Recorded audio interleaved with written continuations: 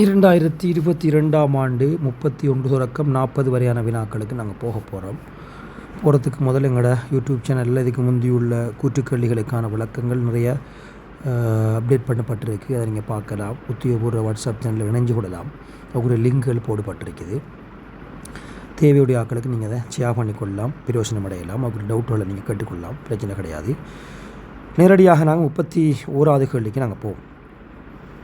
So இதில் 31ஆவது கேள்வியில் எங்களுக்கு சொல்லியிருக்கிறாங்க, கைனட்டிக்ஸ் சம்பந்தப்பட்ட கேள்வி. ஒரு தரப்பட்ட ரசாயன தாக்கத்தில் பின்வரும் எது அல்லது இவை வெப்பநிலையினால் பாதிக்கப்படும் என்பதை எங்களோட வினா. வெப்பநிலையால் டெம்பரேச்சர் சேஞ்ச் ஆகக்குள்ள எப்படியான மாற்றங்கள் வரையிலும் என்பதை பற்றி எங்களுக்கு வினவிருக்கிறாங்க. எனவே நாங்கள் பார்ப்போம். தாக்கி மூலக்கூறுகளின் மோதுகை மீடுரன் என்பது என்னென்னு சொன்னால், ஒரு தொகுதிக்குள்ளே காணப்படுற மூலக்கூறுகள் தமக்கிடையையும் அல்லது பாத்திரத்தில் சுவர்லையும் ஒரு அலகு நேரத்தில், உதாரணம் ஒரு செகண்ட் எடுத்திங்கன்னா அதில் ஏற்படுத்துகின்ற மோதுகைகளுடைய எண்ணிக்கை தான் மோதுகை மீடுரன். உங்களுக்கு தெரியும், நாங்கள் வெப்பநிலை உதாரணம் அதிகரிப்போம். வெப்பநிலை அதிகரித்தோம்னு சொன்னால் வாயு மூலக்கூறுகள் இயக்கப்பாட்டு சக்தி, சராசரி இயக்க சக்தி தனி வெப்பநிலைக்கு நேருவதே சமன். அது தனி வெப்பநிலை மட்டும்தான் தங்கி இருக்கும். எனவே நீங்கள் தனி வெப்பநிலை அதிகரிக்கக்குள்ளால் உங்களுக்கு எல்லாருக்கும் தெரியும், தனி வெப்பநிலை அதிகரிக்கின்ற பொழுது சராசரி இயக்கப்பாடு சக்தி அதிகரிக்கும், மூலக்கூறுங்கிற வேகங்கள் அதிகரிக்கும். எனவே ஓரளவு நேரத்தில் முந்தி ஒரு செகண்டில் தமக்கிடையையும் அல்லது பாத்திரத்தை சுவர்லையும் அவங்க மோதிரத்துக்கு அசைகிற வேகம் கூடிருக்கத்தால் ஓரளவு நேரத்தில் ஏற்படுத்துகிற மோதுகைகள் எண்ணிக்கை அதிகரிக்கும். அதான் மோதுகை மீடுரன். சரி, ரெண்டாவது அதே மாதிரி மூலக்கூறுகள் இயக்கப்பாடு சக்தி. ஸோ நீங்கள் ரெண்டையும் ரிலேட் பண்ணி கதைக்கலாம். சராசரி இயக்க சக்தி வெப்பநிலைக்கு நேர்விகித சமன். எனவே சராசரி இயக்க சக்தி கூடுறதால மூலக்கூறுங்கிற வேகம் கூடி ஓரளவு நேரத்தில் ஏற்படுத்துகிற மோதுகைகள் எண்ணிக்கை அதிகரிக்கும்னு நம்ம சொல்லலாம். ரெண்டு குறிகளும் சரி. சி கூற்று சில பிள்ளைகள் கன்ஃபியூஸ் ஆகிறதுல எந்த ஒரு குழப்பமும் உங்களுக்கு தேவையில்லை. 25 ஃபாகை சீல் தாக்கத்தின் நியம வெப்பொல்றை மாற்றம் என்பது டெல்டா எச் நியம நிலை. அது சி அரிக்கலாம், தகன வெப்பம் டெல்டா எச் நியம நிலை எஃப் அரிக்கலாம். அது ஒரு வெப்பநிலையோட மாறாது. நியம வெப்பொல்றை மாற்றம் ஒரு மாற்றமடையக்கூடிய பெருமானம் அல்ல. வெப்பநிலை மாற்றத்தோட நியமம் என்பது ஒரு குறிப்பிட்ட ஃபிக்ஸடான பெருமானம். எனவே மாற்றமடையாது. தாக்கத்தின் ஏவல் சக்தி என்பது நம்ம ஏற்கனவே கடந்த முறை பல முறை காய்ச்சிருக்கிறோம். வெப்பநிலையோட தாக்கத்தின் ஏவல் சக்தி ஒருபோதும் மாற்றமடையாது. எனவே எங்கள் ரசாயனவியல் ஏஎல் சிலபஸுக்கு உட்பட்டு ஏவல் சக்தி வெப்பநிலையோட மாற்றமடையாது. உதாரணமாக நாங்கள் வெவ்வேறுபட்ட வெப்பநிலை T1 விட T2 வெப்பநிலைக்கு உரிய மூலக்கூறுகளில் எண்ணிக்கை, இதன் மூலக்கூறுகளில் கதிக்கு எதிரான போல்ட்ஸ்மேன் மேக்ஸ்வெல் வலை வரைகின்ற பொழுதும் கூட நாங்கள் 2 கிராஃப் கட்டுறோம். அதில் உங்களுக்கு தெரியும், ஏவல் சக்தி என்பது EA வெப்பநிலை மாற்றத்தோட மாறாது. T1 விட T2 அதிகரிக்கக்குள்ள கிராஃப் வலப்பக்கமாக நகரும்னு உங்களுக்கு தெரியும். எனவே தான் எங்களுக்கு ஏயும் பியும் சரியானதால் நாங்கள் மூலாவிடைக்கு போகலாம். 31ஆவது கேள்விக்கு. 32ஆவது கேள்வி தாக்கம் உங்களுக்கு தந்திருக்கிறாங்க. பென்சீனுக்கு நீங்கள் குளோரினேட்டம் செஞ்சுருக்கிறீங்க. பாருங்கள் தாக்கத்தை. பென்சீனுக்கு குளோரினேட்டம் Cl2 FeCl3 பென்சீனை போட்டிருக்கீங்க. பென்சீனுக்கு குளோரினேட்டம் செஞ்சால் உங்களுக்கு தெரியும், Cl2 FeCl3 போட்டால் பென்சீனில் Cl ஏற்றப்பட்டிருக்கு. எங்களோட வினா, தாக்கம் நடைபெறும் போது பின்வரும் எந்த அயன் அல்லது அயன்கள் உண்டாகும் என்று கேட்டிருக்கிறாங்க. பொறிமுறை சம்பந்தப்பட்ட வினா. எனவே நாங்கள் பொறிமுறையை விளங்கியிருக்க பார்ப்போம். முதல்ல இந்த பொறிமுறையில் உங்களுக்கு தெரியும், Cl2 FeCl3யோட ரியாக்ட் பண்ணும். Cl2 FeCl3 அதில் நீங்கள் பொறிமுறையை காட்டக்குள்ள நீங்கள் Cl2 மூலக்கூறில் இருக்கிற தனிச்சோடிய காட்டையிலும் ஒரு Cl, இது FeCl3. உங்களுக்கு தெரியும், FeCl3 Fe இருக்கத்தால் தனிச்சோடியில் வாங்கியாக தொழிற்படும். இங்கே இருக்க Cl தனிச்சோடியை இவருக்கு வழங்கக்கூடிய நிலைமை எடுக்கும். எனவே தான் உங்களுக்கு இந்த ரெண்டு பேரும் சேர்ந்து உங்களுக்கு Cl FeCl3 என்ற ஒரு சிக்கலை உருவாக்கும். FeCl3 சிக்கலை உருவாக்கும். எனவே இதில் எப்படி உருவாகும் அந்த சிக்கல்? Cl FeCl3. அதாவது இங்கே இருக்கிற Cl தன்னை எலக்ட்ரான் சோடியவரை கொடுத்து வழங்கிய தொழிற்படும், Fe வாங்கிய தொழிற்படும் ஒரு சிக்கல் உருவாகும். இந்த சிக்கலை நீங்கள் பென்சீன் வளையத்துக்கிட்ட கொண்டு போக வேண்டி வரும். ஏன்னா நீங்கள் இந்த பென்சீன் வளையத்துக்கிட்ட இந்த சிக்கலை கொண்டு போனீங்கன்னு சொன்னால் உங்களுக்கு தெரியும், இந்த இடத்துல பென்சீன் பைப் இணைப்புகள் இருக்கும். இந்த இருக்க சிக்கலை நீங்கள் பென்சீனை கிட்ட கொண்டு வந்து பொறிமுறை எழுதலாம். அதே மாதிரி இனி நீங்கள் இதை உடச்சி FeCl + FeCl4 1 காட்டேலும் வெறுக்கு ப்ளஸ் வெறுக்கு மைனஸ். பென்சீனுக்கிட்ட வருகின்ற பொழுது பென்சீனுடைய பைப்பிணைப்பு உடைஞ்சி உங்களுக்கு சிஎலுக்கு இலத்திரம் வழங்கப்படும். எனவே இந்த பிணைப்பு உடைஞ்சி அடுத்த சிஎல் இலத்திரம் எடுத்துக்கொண்டால் உங்களுக்கு வார இடைநிலை முழுது பேருக்கும் தெரியும். இதான் எங்களுக்கு இடைநிலை. கவனமாக இருக்கணும். இந்த இடத்துல ப்ளஸ் வரும். நான் இவடத்தை சிஎல் இணைக்கிறேன். எனவே விரும்பின இடத்துல இணைக்கலாம். பென்சீனில் நான் இடத்துல இணைச்சிருக்கிறேன். முதலாம் பிரதியீடு விரும்பின இடத்துல இணைக்கலாம். எனவே இந்த கார்பனில் ப்ளஸ் வரும். சக H+ வாங்கி அவங்களுக்கு தெரியும். இங்கே இந்த பிணைப்பு உடைஞ்சி சிஎல் இங்கே சைடு வந்தால் FeCl4 -1 தான் H+ வாங்கி. எனவே FeCl4 1 என்ன செய்ய முடியாது, தன்னை இலத்திரன் ஹைட்ரஜனை கொடுத்து முடிய இந்த பிணைப்பு இலத்திரன் இந்த ப்ளஸை கொண்ட கார்பனுக்கு வரும். இதன் காரணமாக அவங்களோட இறுதி விளைபொருளாக அவங்களுக்கு தெரியும். எல்லாருக்கும் பொழுது தெரியும். அது இறுதி விளைபொருள் எங்களுக்கு யார் வரும் என்று சொன்னால் பென்சீன் மீண்டும் தன்னுடைய ஸ்ட்ரக்சர் எடுத்துக்கொள்ளும். அதில் பைப்பிணைப்பு மீண்டும் வரும். இன்னும் சிஎல் இருக்கத்தோட H+ வந்து Cl- பெற்றுக்கொண்டால் HCl வரும். அதோடு வந்து மீண்டும் FeCl3 தன்னுடைய நிலைமை அடையும். எனவே FeCl4 1 உருவாகும். FeCl4+ என்பது இங்கே சாத்தியம் இல்லாதொண்டு. சி கூட்டு நீங்கள் பார்க்க தேவையில்லை. பிகாஸ் சியில் 2 Cl வந்திருக்கு.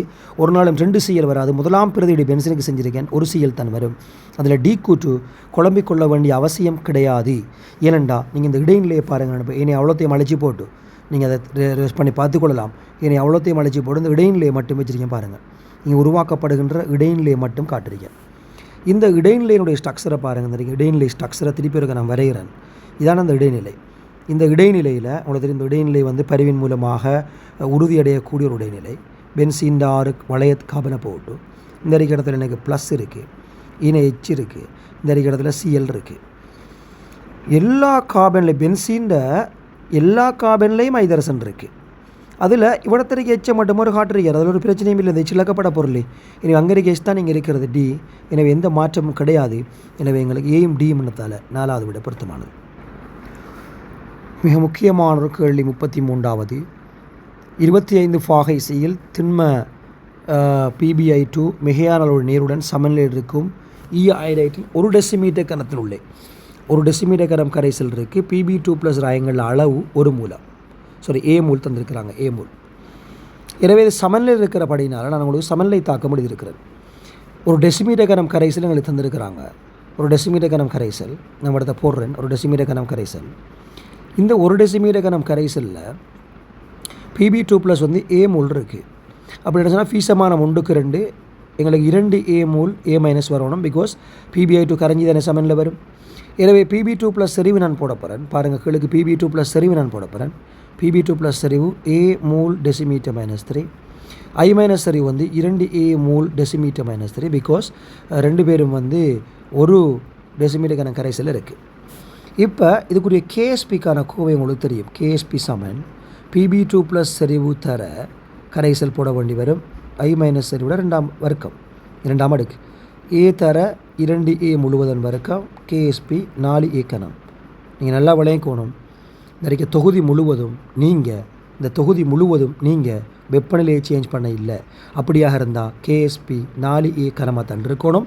பிகாஸ் சமநிலை மாறலி அவர் மாற இல்லாது. அதுக்கேற்ற மாதிரி தான் கரைதல் படிதல் எல்லாமே நடைபெறும். சமநிலை அதுக்கேற்ற மாதிரி மாற்றிக்கொள்ளும். KSP மாறாமல் இருக்கத்தக்கதாக.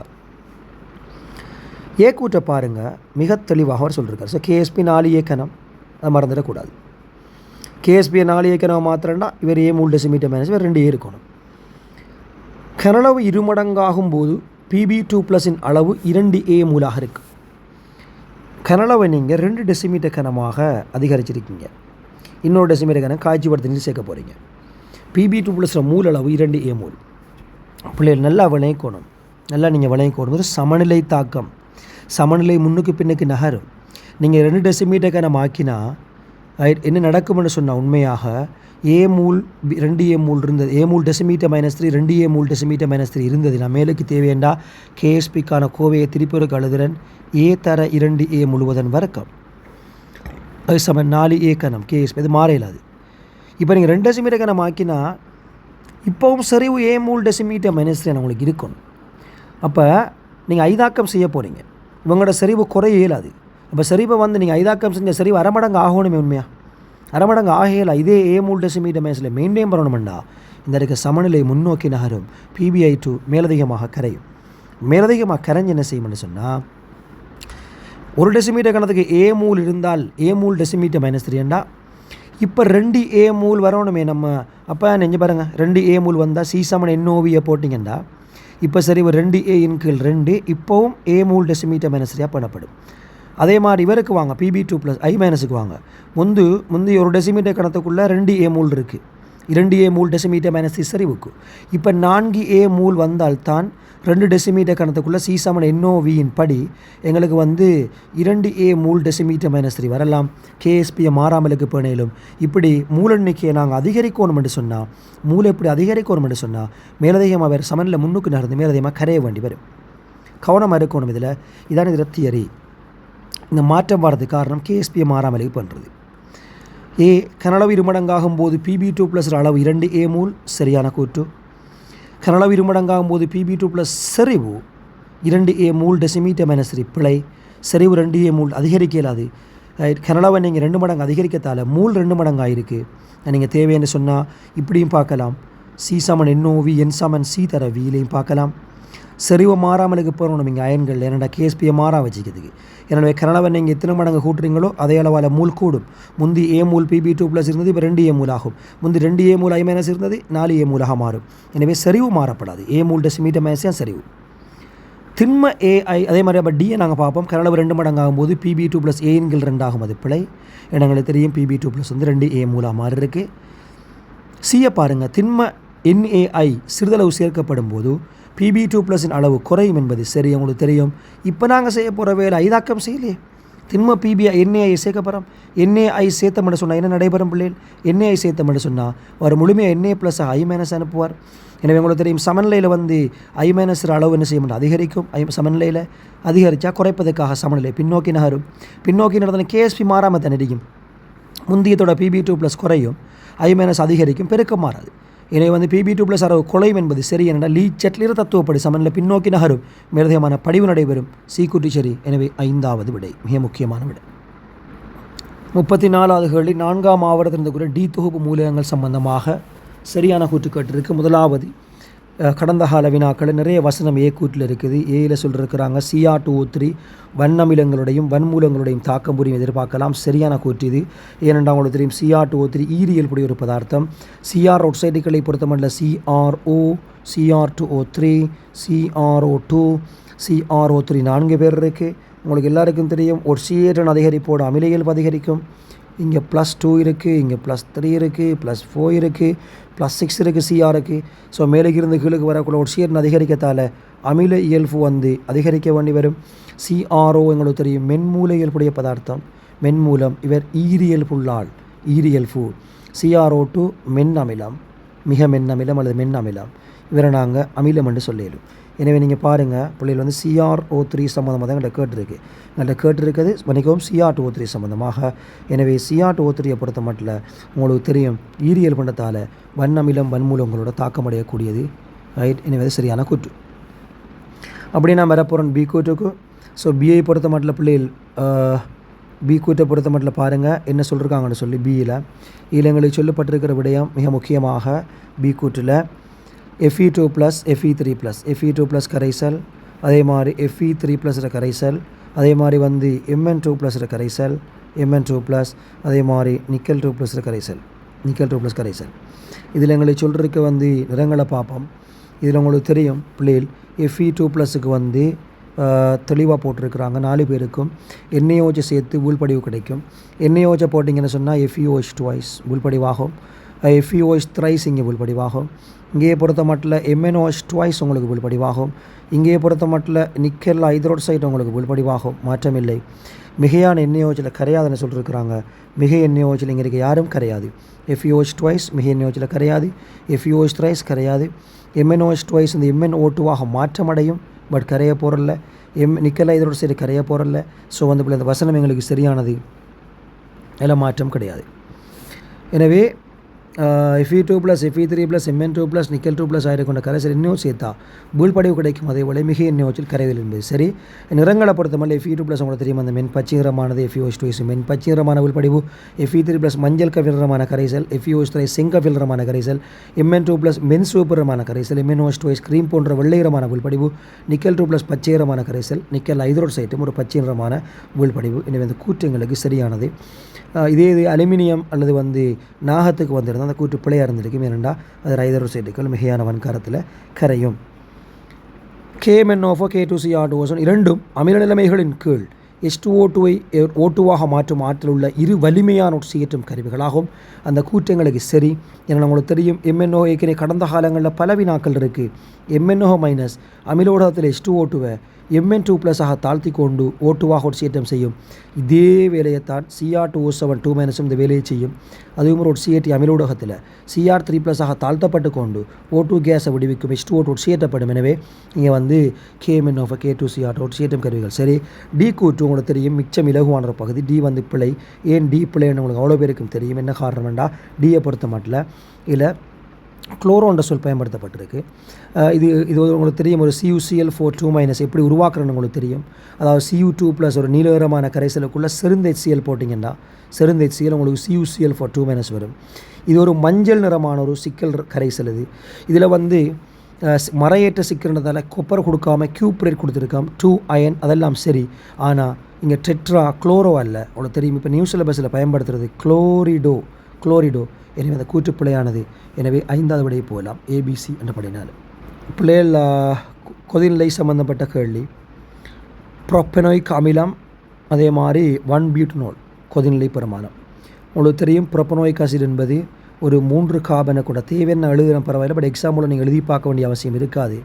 3 கார்பனை கொண்ட ஒரு ஒயிக் ஆசிட் ப்ரோப்பெனோயிக் ஆசிட். இங்கே வந்து 1-பியூட்டனோல். எனவே ஒரு அல்கஹோலை விட உங்களுக்கு தெரியும் 1-பியூட்டன் 4 கார்பனை கொண்ட அல்கஹோல் மோலார் நம்பரில் OH இருக்குது. இதை விட கார்பாக்சிலிக் அசிடிக் எங்களை கொதினில் கூட இருக்கும். பிகாஸ் ஒயிக் ஆசிட் உருவாக்குற ஐதரசன் பிணைப்புகள் எண்ணிக்கை உயர்வு C டபுள் பாண்ட் OH ரெண்டுமே உருவாக்கும். பி பென்டேன் கொதிநிலை. பென்டேன் உங்களுக்கு தெரியும் 5 கார்பனை கொண்ட ஒரு அட்கேன். பென்டேன் கொதிநிலை அட்கேன் என்ற படினால் இவரில் உங்களுக்கு தெரியும் லண்டன் ஃபோர்ஸ். இங்கே லண்டன் ஃபோர்ஸ் மட்டும்தான் காணப்படும். அடுத்து 2-மெதைல் பியூட்டேன். உண்மையாக 2-மெதைல் பியூட்டேன் என்பதும் வந்து எங்களுக்கு பென்டேன் ஒரு சமதானி தான். 2 பேருமே C5H12 தான். ஆனால் என்னென்னா உங்களுக்கு தெரியும் நேர்ச்சங்கிலி சேர்வை ஒரே சமபகுதி சேர்வைகளுக்கு இடையில் எனக்கு நேர்பரப்பு கூடுமாக இருந்தால் கிளையாக மாற கொதிநிலை குறையும். பிகாஸ் லண்டன் ஃபோர்ஸோட வலிமை குறையும். அது மட்டுமல்ல நேர்ச்சங்கிலி பரப்பு கூட நேர்பரப்பு கூட கொதிநிலை கூடும். எனவே பென்டேன் கொதிநிலை 2-மெதைல் பியூட்டன் பெருமானது உயர்ந்தது என்பது சரியான கூற்று. அப்படியே வாங்க சி கூற்றுக்கு. சியில் எகெயின் சொல்லியிருக்கிறாங்க. சி கூற்றில் எங்களை சொல்லியிருக்கிறாங்க பியூட்டன் எல் 4 கார்பனை கொண்ட ஒரு அல்டிஹைட் பியூட்டன் எல். இந்த பியூட்டன் எல்ல கொதிநிலை 1-பியூட்டனால். நான் முந்தி எழுதின 1-பியூட்டனால் CH3 CH2 CH2OH இதில் கொதிநிலையை விட வேறு கூடன்னு சொல்லியிருக்காங்க. பிழை. கொதிநிலை அல்கஹோலுக்கு கூட வரணும். பிகாஸ் இங்கே OH பிணைப்பு இருக்கிறதால ஐதரசன் பிணைப்பு உருவாகும். இங்கே இருமுனைவு கவர்ச்சி உருவாக்கப்படும். எனவே உங்களுக்கு தெரியும் 1-பியூட்டனலை விட ஐதரசன் பிணைப்போட வலிமை இருமுனைவு கவர்ச்சி விட கூடன்றபடினால எங்களுக்கு ஐதரசன் பிணைப்பை கொண்ட அல்கஹோலில் கொதிநிலை கூட வரணும். பிழையான கூற்று. ஹெக்ஸேன் கொதிநிலை 1-பென்டனோல் எகெயின் பார்க்க வேண்டிய அவசியம் கிடையாது. அந்த கூற்று பிழையானது. இரண்டா ஹெக்ஸேன் 6 கார்பனை கொண்ட அட்கேன் C6H14 உங்களுக்கு வரப்போகுது. இவர கொதிநிலையை விட நிச்சயமாக 1-பென்டனோலில் கொதிநிலை கூட வரணும். 5 கார்பனை கொண்ட அல்கஹோல். பிகாஸ் இங்கே லண்டன் ஃபோர்ஸ் தான் இருக்கும் அட்கேனில் ஹெக்ஸேனில். ஆனால் அல்கஹோல் பியூட்டனோலில் வந்து உங்களுக்கு தெரியும் பென்டனோலில் வந்து உங்களுக்கு ஐதரசன் பிணைப்பு இருக்கும். எனவே பென்டனோலுக்கு தான் கொதிநிலை கூட வரணும். மூலாவிடங்களை பொருத்தம் ஏயும் பியும் சரியானதால். 36வது கேள்வி HNO3 சம்பந்தமான கேள்வி. ஐதான் HNO3 சிறந்த HNO3 இரண்டும் ஒட்சியேற்றும் கருவிகளாகவும் இனோகானிக்கில் மிச்சம் இலகுவான ஒரு வசனம். உதாரணமாக உங்களுக்கு தெரியும் மெக்னீசியத்தை பொறுத்த மட்டும் அவருக்கு ஒரு நீங்கள் ஐதான் HNO3 போட்டு பாருங்கள். ஐதான் HNO3 போட்டிங்கன்னா உங்களுக்கு தெரியும் மெக்னீசியம் உலோகத்தை வந்து ஒட்சியேற்றம் செய்யும். இது MgNO3 2 ஒட்சியேற்றி கொண்டு ஒரு H2 கேஸை விடுவிக்கும். ஸோ உங்களுக்கு தெரியும் இந்த பிள்ளை இங்கே HNO3 ஒட்சியேற்றம் கருவியாக தொழிற்பட்டிருக்கு. 0வை +2 ஒட்சியேற்றம் செஞ்சு போட்டு +5 இருந்து அது வந்து ப்ளஸ் மன்னிக்கவும் ஐதரசன் இலகான அப்புறம் ஐதரசன் +1 இருந்து இந்த +1 இருந்து 0க்கு தாழ்த்தப்பட்டிருக்கு. இதே மாதிரி உங்களுக்கு தெரியும் இது நான் அல்லோகத்துக்கு எழுதக்குள்ளால் நீங்கள் உலோகத்துக்கும் எழுதலாம். உதாரணமாக அலுலோகத்துக்கு எழுதக்குள்ள செருந்தைச்சனோத்திரி உட்சீட்டம் கருவியாக தொழிற்பரத்தை பொறுத்த மட்டும் 2 கூட்ட கவர் பண்ணலாம், டிஏயும் கவர் பண்ணிக்கொள்ளலாம். செருந்தைச்சனோத்திரி கார்பனோட தாக்கக்குள்ள உங்களுக்கு தெரியும் CO2 உட்சீட்டம் செஞ்சு கொண்டு NO2 + H2O உங்களுக்கு தெரியும். நீங்கள் வெப்பம் தேவையானதை கொடுக்கலாம், தாக்கம் முக்கியமாக நடைபெறும். இல்லை உங்களுக்கு தெரியும் இங்கே கார்பன் 0, இங்கே கார்பன் +4 உட்சீட்டப்பட்டிருக்கு. HNO3 +5 +4க்கு தாழ்த்தப்பட்டிருக்கு. எனவே HNO3 ஐதான் HNO3 செருந்தைச்சனோத்திரி ஐதான் HNO3 செருந்தைச்சனோத்திரி ரெண்டுமே உட்சீட்டம் கருவியாக தொழிற்படலாம். ஐதான் HNO3 அலுலோகங்கள் கார்பன் சல்ஃபர் போன்ற அலுலோகங்களோட தாக்கமடைய மாட்டாது, ஆனால் செருந்தைச்சனோத்திரி தாக்கமடையும். எனவே ஏ கூட்டு சரி, அதே மாதிரி டி கூட்டு எங்களுக்கு பிழையானது. பிகாஸ் செருந்தைச்சனோத்திரி ஆனது வெப்பமாக்கும் பொழுது எங்களுக்கு அலுலோகங்களோட தாக்கமடையும், குறிப்பாக கார்பனோட ரியாக்ட் பண்ணும். அடுத்து உங்களுக்கு தெரியும் NH4NO3 வந்து பிரிகடையமாக இருந்தால் உங்களுக்கு வந்து NH4NO3னுடைய பிரிகையானது N2Oவையும் நீரையும் தருகிறது. உங்களுக்கு தெரியும் மிச்சம் இலகுவான ஒரு பகுதி அமோனிய உப்புக்களில் பிரிகையில் NH4NO3 பிரிகடைஞ்சால் N2O + H2O தரும். உங்களுக்கு தெரியும் NH4NO2 பிரிஞ்சால் தான் N2 + H2O தரும். அது NH4NO3 பிரிஞ்சால் N2O தரும். அது எங்களுக்கு சரியான கூட்டு. டி கூட்டு கடந்த வருடங்களில் கடந்த வீடியோ கூட நாங்கள் அப்டேட் பண்ணிருக்கிறோம். HNO3 காணப்படுகின்ற NO பிணைப்பு யாவும் உள்ளத்தில் சமனானதாக இருக்க முடியாது. ஏனென்றால் அவங்களுக்கு தெரியும் இதில் வந்து 2 உறுதியான பரிவு கட்டமைப்பு தான் நாங்கள் வரையலாம். இங்கே வந்து 2 உறுதியான பரிவு கட்டமைப்புகளில் இங்கே இருக்கின்ற ரெண்டும் பரிவுக்குட்படுறதால் இந்த அறிக்கை 2 பேர் நிலும் சமனா வரையிலும். ஆனால் இவர் பரிவுக்குட்படக்குள்ள இது ஒற்றை பிணைப்பை தான் இருக்கும் என்றால் உறுதியற்ற ஸ்ட்ரக்சர் தான் எங்களுக்கு வரும். ஏனென்றால் இப்படி ஒரு ஸ்ட்ரக்சர் எங்களுக்கு உறுதியற்றதாக நாங்கள் வரைய வேண்டி வரத்தால் 3 பிணைப்பும் எங்களுக்கு சமனாக வர முடியாது. இந்த அறிக்கை டபுள் பாண்ட் வரக்குள்ள ஓவில் வந்து ப்ளஸ் உள்ள ஸ்ட்ரக்சர் வரும். கடந்த கால வீடியோக்குள்ளே பாருங்கள், நான் போட்டிருக்கிறேன். எனவே 3 சமனா வரையில் அது பிழை. ஏயும் பியும் சரினதால் மூலா விடைக்கு நாங்கள் போக வேண்டி வரும். ஓசோன் படை சம்பந்தமாக கடந்த காலங்களில் வினாக்கள் இருக்குது. மூலாவது ஏ கூற்று அது மேல் வளிமண்டலத்தில் ஓசோன் மாத்திரம் இருக்கும் பிரதேசமாகும். பிழையான கூற்று உங்களுக்கு தெரியும் ஓசோன் படையை பொறுத்த மட்டும் ஓசோன் தான் பெரும்பான்மையாக இருக்கும், ஆனால் ஓசோன் இருக்கும். அதே மாதிரி O2 இருக்கும், அணுநிலை ஆக்சிஜன் இருக்கும். எனவே அந்த கூற்று பிழையானது. அதே மாதிரி வந்து இந்த வாயுக்களும் போகுதானே, CFC HFC எல்லாம் ஆவியாகி போகுதானே, அந்த கூற்று பிழையானது. அது வளிமண்டலத்தில் அணு ஆக்சிஜன் அதிக அளவில் காணப்படும் பிரதேசமாகவும் அது சரியான கூற்று என உங்களுக்கு தெரியும். இயற்கையில் ஓசோன் படையில் ஓசோன் உருவாதல் தாக்கம் நடைபெறுகிறது. ஓசோனை பொறுத்த மட்டும் உயர் சக்தி UV கதிர்களை பிரிஞ்சு O2 சக அணுநிலை ஆக்சிஜன் வரும். அந்த அணுநிலை ஆக்சிஜன் வந்து திருப்பி ஓசோன் அழிவடைதல் தாக்கத்தில் ஓசோன் அழிகிற தாக்கத்தில் உங்களுக்கு தெரியும் உயர் சக்தி UV கதிருக்கு முன்னிலையில் அணுநிலை ஆக்சிஜன் வரும். ஓசோன் உடைஞ்சி திருப்பி அந்த O வந்து மீண்டும் ஓசோனோட ரியாக்ட் பண்ணி 2 O2 தரும்.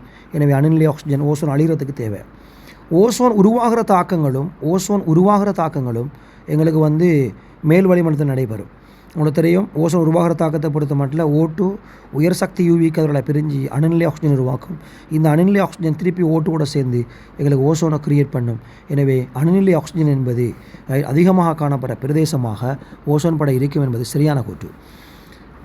டி கூற்று எகெயின் நான் கடந்த கால வினாக்கள்லையும் டிஸ்கஸ் பண்ணியிருக்கிறோம். கவனம், அந்த வசனம் மீண்டும் வந்திருக்கு 2022லையும். பிள்ளைகள் குழம்பப்படாது. பிரதேசத்தில் ஓசோன் குளோரின் இன்றிய மூலிகை பொறிமுறை. குளோரின் இன்றிய மூலிகை பொறிமுறை என்றால் குளோரின் இல்லாமல் என்றல்ல, நான் ஏற்கனவே சொல்லியிருக்கேன். ஃப்ரீ ரெடிக்கல் சுயாதீன மூலிகத்துக்கு பயன்படுத்தப்பட்ட சொல் தான் இது. எனவே பிரதேசத்தில் ஓசோன் உடைவு குளோரின் இன்றிய மூலிகை பொறிமுறையின் ஊடாக நடைபெறும் என்றால் சரியது. ஆனால் இங்கே அதனூடாக மாத்திரமண்டத்தால் பிழை மாத்திரமண்டத்தால். எனவே நாங்கள் 2வது விடை போகையிலும் கவனமாக இருக்கணும். இந்த சொல் குளோரின் இன்றி என்பது ஃப்ரீ ரெடிக்கல் ஊடாக சுயாதீன மூலிகம் ஊடாக நடைபெறும் என்று சொல்லிருக்கு. உங்களுக்கு தெரியும் குளோரின் சுயாதீன மூலிகம் ஊடாக நடைபெறுமா இல்லையா? CFC இருக்குது, அது மட்டுமல்ல HCFC இருக்குது, HCFC இருக்குது. CFC உயர் சக்தி UV கதிர்களால் சமபிளவுக்குட்பட்டு Cl கிரியேட் பண்ணும். உங்களுக்கு தெரியும் Cl ஓடி போய் ஓசோனோட நேரடியாக ரியாக்ட் பண்ணி உங்களுக்கு O2 சக OCl உங்களுக்கு தரும். தொடர்ச்சியாக தாக்கம் நடைபெற்று உங்களுக்கு தெரியும் அந்த O வந்து OCl ரியாக்ட் பண்ணி உங்களோட திருப்பி வந்து உங்களுக்கு இந்த இருக்குது O வந்து OCl ரியாக்ட் பண்ணி திருப்பி O2 சக Cl உங்களுக்கு தரும். எனவே வந்து பிள்ளைகளோட Cl பொறுத்த மட்டும் ஊக்கியாக இங்கே தொழிற்படும் தெரியும். ஆனால் இது மட்டும் இல்லை, நான் முந்தி எழுதின தாக்கம் பாருங்கள். இயற்கையில் ஓசோன் அழிவடைகிற தாக்கத்தை பாருங்கள். அப்போ அங்கே வந்து படைமண்டலத்தில் வந்து ஓசோன் படையில் உங்களுக்கு தெரியும் இந்த இருக்குது ஓசோன் வந்து O2 வந்து உயர் சக்தி UV கதிர்னால் உங்களுக்கு 2 அணுநிலை ஆக்சிஜனாக மாறும். இந்த அணுநிலை ஆக்சிஜன் அல்லது ஆக்சிஜன் சுயாதீன மூலிகம் ஓசோனோட ரியாக்ட் பண்ணி உங்களுக்கு 2 O2ஆக மாற்றமடைய செய்யணுமே உங்களுக்கு தெரியும். எனவே தான் பிள்ளைகள் வந்து இதில் நேரடியாக நீங்கள் சரியாக விளைவிக்கணும். இந்த இடத்துல அணுநிலை ஆக்சிஜனை பொறுத்த மட்டும் அதனூடாகவும் எங்களுக்கு ஓசோன் வந்து டேமேஜ் ஆகலாம். எனவே தான் அந்த வசனம் பிள்ளையிடத்தாலே 2வது போகலாமே தவிர குளோரின் இன்றி என்பது எங்களுக்கு குளோரின் இல்லாமல் நடக்கும் என்பதல்ல. நான் திருப்பியும் 2022க்கு இங்கிலீஷ் மீடியம் பேப்பர் உங்களுக்கு எடுத்து போடுறேன்னு பாருங்கள். இங்கிலீஷ் மீடியம் பேப்பரில் என்ன சொல்லியிருக்காங்கன்னு சொல்லி நீங்கள் பார்த்துக்கொள்ளையிலும் இந்த இருக்குது பிள்ளைகள். அதாவது நாங்கள் அதில் உள்ள இந்த விடயத்தை நான் உங்களுக்கு இன்வால்வ் ஆகி காட்டுறேன் பாருங்கள். அதில் தூக்கி போட்டு காட்டுறேன். இதில் வந்து நீங்கள் தெளிவாக பார்த்துக்கொள்ளையிலும் அதாவது எங்களுக்கு அவங்க சொல்லிருக்கிற விடயம் இதில் வந்து அந்த வசனம் ஊடாக அவங்க சொல்லுகின்ற விடயம் என்ன என்பதை எங்களுக்கு கட்டாயம் தெரிஞ்சிருக்கணும். இதில் பாருங்கள் 37 டீப்பாட்டாக பாருங்கள். நீங்கள் இங்கிலீஷ் மீடியம் நீங்கள் டவுன்லோட் பண்ணி பார்க்கலாம். It's a region where ozone break down ozone உடைதல் only occurs via chlorine free radical mechanism அதாவது குளோரின் சிஎல் டாட் சுயாதீன மூலிகம் ஊடாக மட்டும் நடைபெறும் என்று தான் இங்கே இருக்க வசனம். எனவே அதன் ஊடாக நடைபெறும் என்று சொல்லியிருந்தா சரி மட்டுமடத்தில் பிழையை தவிர அந்த குளோரின் இன்றிய மூலிகை பொறிமுறையினத்தில் பிழை இல்லை. ஆகவே தான் பிள்ளைகள் உங்களுக்கு 2வது விடங்களுக்கு பொருத்தமானது. 38வது கேள்வி பிள்ளைகள் உங்களுக்கு தெரியும். இதில் வந்து ஒரு தெளிவாக அந்த கேள்வியில் சொல்லியிருக்கிறாங்க. அதாவது உங்களுக்கு வந்து ஒரு 25 ஃபாகைசியில் ஒரு பொட்டில் அடைக்கப்பட்ட 0.135 மோல் டெசிமீட்டர் மைனஸ் மெதைலமைன் நீர் கரைசலின் 100 சென்டிமீட்டர் கனம். எனவே ஃபஸ்ட்டு பிள்ளைகள் நீங்கள் விளங்கிக் கொள்ள வேண்டிய ஒரு விடயம்தான், நாங்கள் ஒரு மெதைலமைன்ற நீர் கரைசல் எடுத்துருக்கிறோம். சரியாக பார்த்துக்கொள்ளுங்கள். மெதைலமைன்ற ஒரு நீர் கரைசல் ஒரு 100 சென்டிமீட்டர் கனம் நீர் கரைசல். மெதைலமைன் என்பது உங்களுக்கு தெரியும் CH3NH2 தான் அதுக்குள்ள இருக்குது. CH3NH2 அதுக்குள்ள இருக்குது. எனவே நாங்கள் அதை இப்படி காட்டையிலும் மெதைலமைன்ற எக்கோ சொல்யூஷன் நீர் கரைசல் அதுக்குள்ளே வந்து CH3NH2 எங்களுக்கு இருக்குது. இப்போ நீருடன் கலக்காத சேதன கரைப்பான் நான் ஆர்கானிக் சொல்யூஷன் போடுறேன். 75 சென்டிமீட்டர் கனம் உங்களுக்கு சேர்க்கப்பட்டு நன்றாக குலுக்கப்பட்ட சமநிலை விடப்பட்டது. நீர்ப்படையில் 50 சென்டிமீட்டர் கனம். அப்போ சமநிலை விடப்பட்டால் உங்களுக்கு தெரியும் மெதைலமைன்ற கொஞ்சம் சேதனப்படைக்குள்ளே போய் சமநிலை அடையும். சமநிலை அடைஞ்சதுக்கு பிறகு நீர்ப்படையிலிருந்து ஒரு 50 சென்டிமீட்டர் கனம் எக்கோ சொல்யூஷன் எடுத்து நீங்கள் என்ன செய்ய போகிறீங்கன்னு சொன்னால் HCl போட போகிறீங்க. பிள்ளைகள் நல்லா விளைய கொள்ளுங்க. நீங்கள் HCl போட்டால் மெதைலமைன் மூலையில் கூடிய ஆர்கானிக்கில் படித்து இப்போ தாக்கம் மெதைலமைன் மூலையில் கூடிய பதார்த்தம் தனிச்சோடியை கொடுத்த HClோட தாக்கம் பீசமானம் ஒன்று கொண்டு CH3NH3+ Cl- உங்களுக்கு விளைவாகும். பீசமானம் ஒன்று கொண்டு தாக்கி HCl மூலம் 50 சென்டிமீட்டர் கனத்துக்குள்ளே சமநிலை அடைஞ்சதுக்கு பிறகு எஞ்சிற மெதைலமைன்ற மூலம் ஒன்று கொண்டு சமனடிக்கும். HCl மூலம் எப்படி காணலாம்? நியமிப்புக்கு எவ்வளவு செறிவு HCl எவ்வளவு கனளவுன்னு பாருங்கள். இந்த HCl வந்து செறிவு நீங்கள் பயன்படுத்தினது HCl முடிவு புள்ளி கனளவு என்ன நீங்கள் நியமித்தால் 0.2 தர பிள்ளைகள் உங்களுக்கு 15 தர 10 மூல் HCl தேவைப்பட்டிருக்கு. அதாவது 30 தர 10 மூல் HCl. எனவே மெதைலமைனும் 30 தர 10 மூல் உங்களுக்கு 50 சென்டிமீட்டர் கணத்துக்குள்ளே இருக்குது. எனவே 50 சென்டிமீட்டர் கணத்துக்குள்ளே இவ்வளவு இருந்தால் மெதைலமைன்ற செறிவை நான் கண்டு போட்டுடுறேன் பாருங்கள். சைட்டில் மெதைலமைன்ற செறிவு நீர்ப்படையில் செறிவு நான் போட போகிறேன். இந்த இருக்கு நீர்ப்படைக்கு நேர அவரை செறிவை நான் போட போகிறேன். எவ்வளவு 30 தர 10 கீழ் செறிவு என்பது நீங்கள் 50ல் 100 அடைஞ்சது 100ல் 100 அடைஞ்சது தான். எனவே வந்து 50 தர 10 டெசிமீட்டர் கனம் சீசமன் என்ன 50 அப்படி நீங்கள் சுருக்கி போடுங்க. அதை சுருக்கினா உங்களுக்கு வரப்போகுது வந்து 30 கீழ் 50 தர 10 வரும். எனவே 3 × 50 மூல் டெசிமீட்டர் மைனஸ் 3. ஸோ 3 × 50 அடிக்கிறேன் அப்படி இருக்கிறமே நான் புறவு சுருக்கிறேன். 3 × 50 மூல் டெசிமீட்டர் மைனஸ் நீர்ப்படையில் காணப்படுற சரிவு. இப்போ நான் இதே கொண்டு பார்க்க போகிறேன். நீங்கள் என்ன சொன்னால் எவ்வளவு வந்து உங்களுக்கு சேதனப்படை போயிருக்கேன்னு பார்ப்போம். 50 சென்டிமீட்டர் கணத்துக்குள்ளே தானே உங்களுக்கு 30 தர 10 மூல் மெதைல்ற மாதிரி இருந்துச்சு. அப்போ 100 சென்டிமீட்டர் கணத்துக்குள்ளே எவ்வளவு இருக்கும் நீர்ப்படைக்குள்ளே 2 மடங்கு இருந்திருக்கும். 100 தர மொத்தமாக பயன்படுத்தினது. எனவே 60 தர 10 மூல் மெதைலமைன் நீர்ப்படைக்கு இருந்திருக்கும். ஆரம்பத்தில் நீங்கள் பயன்படுத்தின மெதைலமைன்ற மூல் இங்கே பாருங்கள். மெதைலமைன்ற ஆரம்ப மூலை பாருங்கள். நீங்கள் ஆரம்பத்தில் பயன்படுத்தினது 0.135 தர அவரை செறிவு 100 தர 10 எனவே நான் இதில் போடலாம்.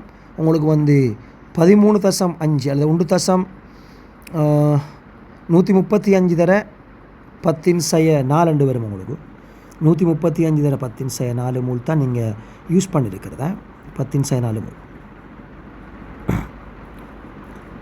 ஸோ 10⁻⁴ வரும் 10⁻⁴ மூல். எனவே இப்போ இது 135 தர 10⁻⁴ மூல். இப்போ நீர்ப்படைக்குள்ளே இவ்வளோ போயிருக்காமன்னு சொன்னால் சேதனப்படைக்குள்ளே இடம்பெயர்க்கப்பட்ட மெதைலமைண்ட மூல் எவ்வளோ வரும்? சேதனப்படைக்குள்ளே இடம்பெயர்க்கப்பட்ட மெதைலமைண்ட மூல் சேதனப்படைக்குள்ளே காணப்படுற மெதைலமைண்ட மூல் எவ்வளோ வருமெண்டா 135 தர 10⁻⁴ இருந்து கழிக்க வேண்டி வரும். நாங்கள் நீர்ப்படைக்குள்ளே போன 60 தர 10⁻⁴. எனவே தான் எங்களுக்கு 75 தர 10⁻⁴ மூல் எங்களுக்கு பயன்படுத்தப்பட்டிருக்கு, சேதனப்படைக்க போயிருக்கு. எனவே சேதனப்படைக்குள்ள மெதைலமைண்ட செறிவை நான் காணப்படுறேன். மெதைலமைண்ட செறிவு சேதனப்படைக்குள்ளே காணப்படுற மெதைலமைண்ட மூல் 75 தர 10⁻⁴ கீழ் அவங்கள காணப்படுகின்ற கனளவு வந்து 75 தர 10⁻³ டெசிமீட்டர் கனம். எகெயின் எனக்கு வரப்போகுது 1 தர 10⁻⁴. 1 தர 10⁻⁴, அதாவது 0.1 மூல் டெசிமீட்டர் -3 மெதைலமைன். இதை வச்சுக்கொண்டு நாங்கள் பங்கீட்டு குணம் காணுவோம். பங்கீட்டு குணம் கேடி காணையிலும் பங்கீட்டு குணம் நான் காணப்படுறேன் பாருங்கள். பங்கீட்டு குணம் எங்களை சொல்லிருக்கார் வந்து நீர்ப்படைக்கும் சேதனப்படைக்கும் நீர்ப்படைக்கும் இடையே. ஸோ கேடி சமன் இந்த இருக்க CS3NH2 செறிவு வந்து நீர்ப்படையில் காணப்படுற செறிவுக்கும் CS3NH2 செறிவு சேதனப்படைக்குமான செறிவுக்குமான விகிதம். நீர்ப்படையில் 3/50 இருக்குது, அதங்கள் சேதனப்படையில் 0.1 இருக்குது. எனவே உங்களுக்கு வரப்போகுது 3/3 எங்களுக்கு நீர்ப்படைக்கும் சேதனப்படைக்குமான விகிதம் சேதனப்படைக்கும் நீர்ப்படைக்குமான விகிதம். இது கேள்வி சொல்லியிருக்கார், சேதனப்படைக்கும் நீர்ப்படைக்குமான விகிதம். எனவே சேதனப்படைக்கு வந்து உங்களுக்கு தெரியும், இதுக்கு சேதனப்படைக்கும் நீர்ப்படைக்குமான விகிதம். சேதனப்படையில் நம்ம 100 வந்து 0.1 நீர்ப்படையில் வந்து 3/50. எனக்கு 50 மேலுக்கு எடுப்பான். எனவே வந்து உங்களுக்கு வரப்போகுது பிள்ளைகள் 5 எனக்கு 3 வரப்போகுது 5/3. எனவே தான் 1.67 எனக்கு பங்கீட்டு குணம் இருக்கும் 1.67. எனவே கேடி என்பது 1.67 என்பது சரியான கூற்று. 2வது கூற்று எங்களுக்கு பிழையான கூற்று. 3வது வந்து நீர்ப்படையில் CS3NH2 கூடுதலாக கரையும் பிழை. ஏன்னா நீர்ப்படையில் காணப்படுற செறிவை விட சேதனப்படையில் எங்களுக்கு செறிவு கூட வரப்போகுது. அது மட்டுமல்ல பங்கீட்டு குணம் வந்து 1.67 சேதனப்படைக்கு நீர்ப்படைகிற செறிவுகளுக்கான விகிதம் வந்து 1.1 விட கூடவே இருக்குது. எனவே அப்போ சேதனப்படையிலே கூடுதலாக கரைஞ்சிருக்கு. எனவே வந்து CS3NH2 கூடுதலாக கரை என்பது சரி. எனவே 4வது விடைக்கு நாங்கள் போயிடும். 39வது கேள்வி, நீரில் கரைந்த ஆக்சிஜன் மட்டம் தொடர்பான கூற்றுக்களில் சரியானது. கவனம், உங்கள் காணப்படுற கரைந்த நிலையில் காணப்படுற ஆக்சிஜன் மட்டம். முதலாவது நீரில் கரைந்த ஆக்சிஜன் அமைப்பு வளிமண்டல ஆக்சிஜன் அமைப்பை ஒத்தது என்பது பிழையான கூற்று. உங்களுக்கு தெரியும் நீரில் மிக குறைந்த அளவு தான் நீரில் ஆக்சிஜன் கரையும். ஆனால் வளிமண்டலத்தில் கிட்டத்தட்ட 21% ஆக்சிஜன் இருக்கும். அந்த கூற்று பிழையானது.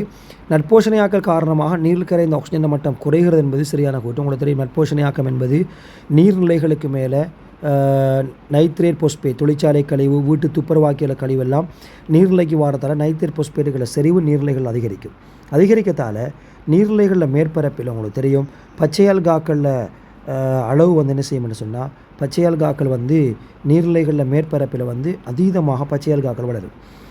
எனவே அதீதமாக அது வளருகின்ற பொழுது எங்களுக்கு வந்து பச்சையால்காக்கள் நீர்மேற்பரப்பில் மேலுக்கு வரையும். அப்படி படைகிறதால சூரிய ஒளிக்கதிர் என்ன செய்யலான்னு சொன்னால் எங்களோட நீருக்குள்ளே போகலாது, நீர்நிலைகளுக்குள்ளே போகலாட்டி உங்களுக்கு தெரியும் தாவரங்கள் ஒளித்தொகுப்பு செய்ய முடியாது. எனவே தாவரங்கள் இறந்து போகும். தாவரங்கள் ஒளித்தொகுப்பு செய்யலாட்டி நீருக்குள்ளே காணப்படுற ஆக்சிஜன் ப்ரொடக்ஷன் வந்து குறையும். எனவே நீரில் கரைந்த ஆக்சிஜன் மட்டம் குறையும் என்பது சரியான கூற்று. நீரில் கரைந்த ஆக்சிஜன் மட்டம் அதிகமாக உள்ள போது நீரில் H2S உருவாக்கப்படலாம். பிழையான கூற்று.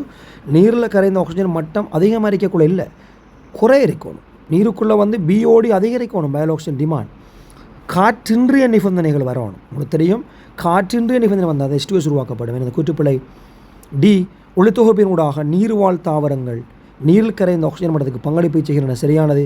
உங்களுக்கு தெரியும் நீருக்குள்ள ஆக்சிஜன் வாரதே மெயினாக வளிமண்டலத்தில் காணப்படுற ஆக்சிஜன் நீரில் கரைகிறதும் நீருக்குள்ளே காணப்படுற தாவரங்கள் ஒளித்தொகுப்பு செய்கிறதும். எனவே பியும் டியும் சரியானதால் 5வது விடை போகிறது.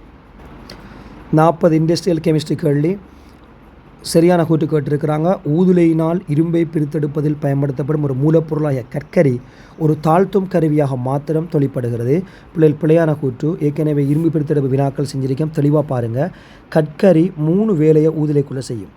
ஒன்று இரும்புட ஒட்சைடு FeOவை கற்கரி வந்து உயர் வெப்பநிலை 1000 பாகைக்கு மேற்பட்ட வெப்பநிலையில் எஃபியாக தாழ்த்துற வேலை செய்யும். எனவே ஒன்று தாழ்த்தும் கருவியாக தொழிற்படும். பாருங்கள், +2 கற்கரி வந்து பூச்சிதை தாழ்த்தி இருக்குது. எனவே தான் தாழ்த்தியாக கற்கரி தொழிற்படும் ஒன்று. இரண்டாவது வேலை எரிபொருளாக தொழிற்படும். ஒரு புறவெப்ப தாக்கத்தை நடத்தும். கற்கரி வந்து O2 கேஸோட சேர்ந்து CO2ஆக மாறும். ΔH- தாக்கம். எனவே கற்கரி எரிபொருளாக தொழிற்படக்கூடிய ஒன்று, எரிபொருள். மூன்றாவது கற்கரியை பொறுத்த மட்டும் உயர் வெப்பநிலையில் கற்கரி வந்து CO2ஓட சேர்ந்து இரும்பு பிரித்தெடுப்பட பிரதான தாழ்த்தியான CO உருவாக்கும். எனவே இந்த 3 வேலையும் செய்கிறதால தாழ்த்தும் கருவியாக மாத்திரம் என்பது பிழையான கூற்று. அடுத்தது பாருங்கள், 2வது கூற்றை பாருங்கள் பிள்ளைகள். உங்களுக்கு மக்னீசிய பிரித்தெடுப்பில் டவ் முறை முந்திய வீடியோக்குள்ளே மிக தெளிவாக காய்ச்சி பார்க்கலாம். பிறகு மூலப்பொருளாகிய மூலப்பொருள் மின்பகு படிமுறையில் உண்டாகும் ஒரு பக்க விளைபொருளை பயன்படுத்தி மீளப்பிறப்பிக்கப்படலாம் என்பது சரியான கூற்று. உங்களுக்கு தெரியும், மக்னீசிய பிரித்தெடுப்பிட மூலப்பொருட்கள் ஒன்று பிட்டர்ன் கரைசல் நாம் கடல் நீரிலிருந்து எடுத்துக்கொண்டு வரது. உப்பு பிரித்தெடுப்புக்கு பிறகு எஞ்சிற கரைசல். மிக முக்கியமான அடுத்த மூலப்பொருள் சுண்ணாம்புக்கல் அல்லது டொலமைட், கல்சியம் கார்பனேட்டு. அடுத்தது செருந்தெச்சியல். உங்களுக்கு தெரியும் பிள்ளைகள், இந்த செருந்தெச்சியல் நீங்கள் எப்படி கிரியேட் பண்ணலாம்னு சொன்னால், மக்னீசிய பிரித்தெடுப்பில் நீங்கள் வந்து காரியம் கிரஃபைட் வந்து அனோட் யூஸ் பண்ணுறீங்க. இந்த அனோட்டில் உங்களுக்கு தெரியும் Cl- லிக்விட் வந்து Cl2 கேஸாக ஒட்சியேற்றப்படுகிறது. இந்த Cl2 யூஸ் பண்ணி நீங்கள் செருந்தெச்சியல் தயாரிக்கலாம். எனவே அந்த கூற்று சரியானது. ரூட்டைலை பயன்படுத்தி உயர் தூய்மையுள்ள TiO2 உற்பத்தி செய்கையில் குளோரினேற்ற படிமுறையினூடாக அசைதன மாசுக்கள் அகற்றப்படுகின்றன. அந்த கூற்று எங்களுக்கு சரியானது. ரூட்டைல் உற்பத்தியை பொறுத்த மட்டும் உங்களுக்கு தெரியும், குளோரினேற்ற படிமுறையில் வந்து TiO2 ஆரம்பத்தில் வந்து TiO2 கற்கரியோட ரியாக்ட் பண்ண வச்சு அதை கூட Cl2 கேஸ் செலுத்துகின்ற பொழுது எங்களுக்கு TiCl4 கேஸாக CO2 கேஸ் எங்களுக்கு வரும். இந்த TiCl4ஓட உள்ள மாசுக்கள் நாம் அகற்றணும். இந்த கூற்று சரியானது. ஒஸ்வால்ட் முறை H3 பயன்படுத்தி நைட்ரிக் அமிலம் உற்பத்தி செய்கின்ற பொழுது Feஐ ஊக்கியாக பயன்படுத்தப்படும். பிழை. Fe பயன்படுத்துறது ஏபர் முறை அமோனியா உற்பத்தி. ஒஸ்வால்ட் முறை H3 உற்பத்தியில் நாங்கள் PTRH கலவையை தான் ஊக்கியாக பயன்படுத்துகிறோம். போட்டு பிழையானது. பியும் சியும் சரி. 2வது கூற்று.